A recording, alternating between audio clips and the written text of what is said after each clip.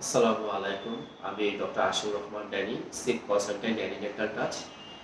মুখের ভিতরে এনভায়রনমেন্ট, মুখের ভিতরে যে পরিবেশটা আমরা কিভাবে ভালো রাখবো, আমি আজকে সেই বিষয় নিয়ে কথা বলবো ইনশাআল্লাহ।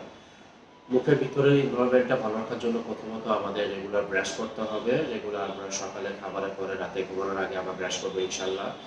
আমরা মাউথওয়াশ ব্যবহার করতে পারি। রেগুলার যদি আমরা রাতের বেলা মাউথওয়াশ ব্যবহার করে যদি ঘুমিয়ে পড়ি, তাহলে দেখা যাবে আমাদের মুখের মধ্যে যে ব্যাকটেরিয়াগুলো রয়েছে, সেই ব্যাকটেরিয়াগুলো কিল হয়ে যায়। দ্বিতীয়ত আমরা যে অ্যালকোহল ইনটেক করি, যারা সিগারেট খায় বা মিষ্টি জাতীয় যারা খাবার খায়, সেই খাবার থেকে আমরা বিরত থাকবো ইনশাআল্লাহ। তৃতীয়ত আমরা প্রচুর পরিমাণে খাবার পানি ইনটেক করব। আমরা রেগুলার ২ থেকে ৩ লিটার খাবার পানি আমরা ইনটেক করব ইনশাআল্লাহ।